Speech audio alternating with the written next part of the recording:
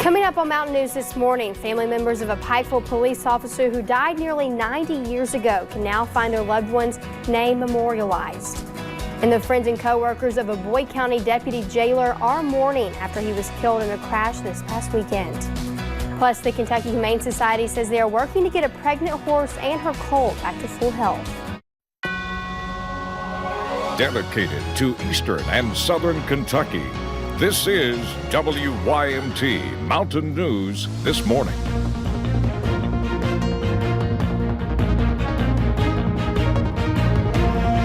Good morning. The time is 5:30 on December 31st. I'm Madison Pergram, and thank you for joining us on Mountain News this morning on this New Year's Eve. So if you have big plans tonight, I hope you have fun with those. And the weather is looking better for those plans than yesterday. Let's go to Brandon Robinson. Brandon, pretty dry, maybe a little cooler, but we can throw a coat on.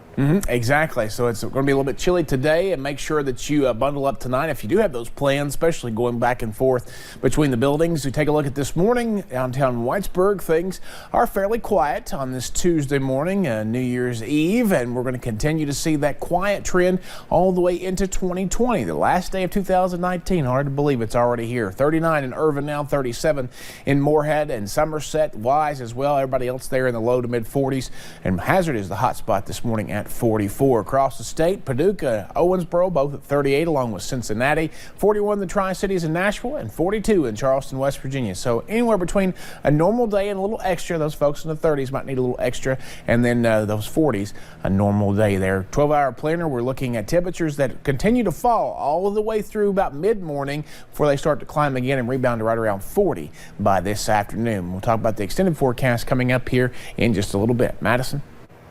Thank you, Brandon. Well, a man died Sunday in a Pike County crash. Investigators say he lost control and hit a rock wall. State troopers tell us this happened on Widow's Branch in Phelps. Marty Blankenship is the man who died at the scene. And when a law enforcement officer is killed in the line of duty, their name is etched on a special wall in Washington, D.C. Family members of a Pikeville police officer who died nearly 90 years ago can now find their loved one's name memorialized. WYMT's Marianne Fletcher talked with the Pikeville police chief to learn more about Officer Alonzo Robinson. A piece of history never forgotten. You know, back in that day, it probably wasn't even thought of. On May 16, 1929, Pikeville police officer Alonzo Lon Robinson put on a badge for the last time. We want his name to be there because he gave the ultimate sacrifice for Pikeville and Pike County. Until now, his story not widely known. It's just amazing the kind of work he did to get this took care of after so many years. A retired police officer wanted to know more about the past, so he started researching, eventually learning Robinson died while serving a search warrant. The man Robinson was serving that search warrant on shot and killed him. He done a lot of work and a lot of research in the libraries and stuff to come up with these papers. Police Chief Chris Edmonds says this folder is filled with the details they needed to verify Robinson's role in the department. That's the verification that he needed to send in to the National Memorial and see if we could get him placed on the wall. Robinson is one of two Pikeville police officers killed in the line of duty. The other, Scotty Hamilton. You know, this year in Police Week up in Washington, he'll be on a candlelight vigil. He'll be etched into the wall now. And although no photos are available of Robinson, his name is now where it belongs. In Pike County, Marianne Fletcher, WYMT Mountain News. Now, the next Police Week in Washington, D.C. will be held in May. And friends and family began saying goodbye to a Pike County deputy last night. James Earl Williams died this past weekend, and if you have been to a Belfry game, you likely saw Deputy Williams. Visitation started last night, and his funeral is this morning at 11. All services are at the Belfry High School auditorium. Deputy Williams was 54. And the friends and co-workers of a Boyd County deputy jailer are mourning after he was killed in a crash this past weekend. Thomas Muse died after troopers say he lost control on I-64 near Olive Hill and crashed into a guardrail. Thomas was a deputy jailer at the Boyd County Detention Center for over 2 years, never failing to bring a smile to his co-workers regardless of the situation. He was so full of energy all the time. He's on my shift, and every morning he brings everybody breakfast, and he's always loud and jumping up and down and happy. And if you're having a bad day, he's always the one everybody kind of leans on. Thomas leaves behind 5 children, and Kentucky State Police say they believe heavy rains and wet roads were factors in the crash. And it was a scary Monday morning for one family in Clay County. While on the road, they ran into floodwaters. Their car quickly overcame by the high water, and first responders rushed to their aid. This morning, photos of that rescue, and WYMT's Katie Cook talked to one man who watched it all unfold. People watching as water remained standing on Chop Bottom Road. Chop Bottom, it probably floods before anything. A family of 4 rescued here as they found themselves in a life or death situation. When we arrived, the water had swept the car downriver. A scene one Clay County man says he's witnessed there before. They've had to do them in the past.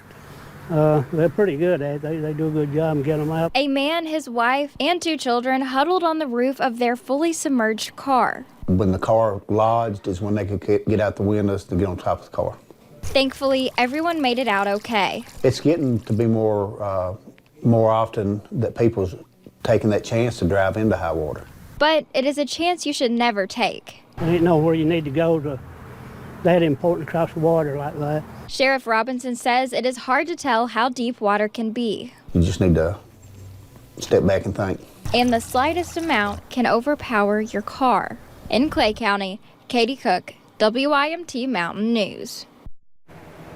Now, this family says they accidentally drove into the flooded roadway. However, you can face charges if you willingly drive over water, putting you and your passengers in danger. And an oil spill in the Fallsburg area of Lawrence County has state and county environmental officials working to try and clean things up. Crude oil spilled into the Blaine Creek near Fallsburg on Christmas Eve, causing county and state officials to spring into action to clean it up. When Helen Holt learned about the spill, she knew she had to do something to help. Holt, a former teacher, brought some of her friends and family to collect ducks and have them cleaned. We have trying to catch the ducks, we're taking them home, we're bathing them with Dawn dishwasher liquid, trying to get the crude oil off of them. The group has collected 8 ducks and is in the process of cleaning them, but unfortunately 2 have died in the process. And the Kentucky Humane Society says they are working to get a pregnant horse and her colt back to full health. The 2 horses were found at the strip mine where at least 20 horses were shot and killed earlier this month. The Humane Society says both horses were uninjured, but the pregnant horse was very thin. Both horses are now being cared for at Willow Hope Farm in Simpsonville. To our knowledge, the only surviving pregnant horse that survived the shooting. We don't know how she got away, but we're just happy that she was able to make it. The Floyd County Sheriff's Office is still investigating the shooting, and a reward for information is now up to $20,000. In Pikeville, officers say a woman who went to a regular probation visit was arrested after her drug screen. Police say this woman, Julie Miller, tried to pass of her dog's urine as her own. Miller said she brought it in because she knew she would fail the drug test, and Miller was charged with tampering with physical evidence. And a Floyd County grand jury will decide what happens next in an assault case. Investigators say during an argument last week, Timothy Cunningham shot a man in the head. The victim survived that shooting, and Cunningham faces an assault charge. The grand jury will decide whether to indict him. In a reported fight Sunday left one man in the hospital and another behind bars. Barberville police say Joshua Penn stabbed a man. Here's a look at Penn. He pleaded not guilty during a hearing Monday morning. Investigators say he admitted to fighting but did not recall using a knife. The victim was sent to UK hospital to be treated for multiple stab wounds. And a deadly shooting at a place of worship in Texas has churches throughout the country looking at their own safety plans. At Willow Grove Baptist in Boyle County, a man found with a knife last year solidified their plans to put together a security plan. That includes locking doors during services and having church members as part of a security team. Some of them will be armed and are placed throughout the church. The Lord told his disciples in Matthew chapter 10, "Behold, I send you out into the world as sheep among wolves. Therefore, be as shrewd as serpents and as loving as doves." Pastor Thompson says the security team is involved in every church function. That includes Sunday worship, Bible school, and birthday parties. In West Virginia, Governor Jim Justice approved the firing of an entire Department of Corrections cadets during training class on Monday. This after pictures of the class doing what appears to be a Nazi salute went viral. A state report also recommends the firing of one additional staff member who did not report the content of the picture. The investigation also found that the instructor knew about the salute and actually encouraged it, ensuring the behavior was appropriate. We have to look at the big picture with the Department of Corrections and Rehabilitation. We have to not only look at these individuals involved, but what could possibly happen a month or 10 years down the road with these individuals.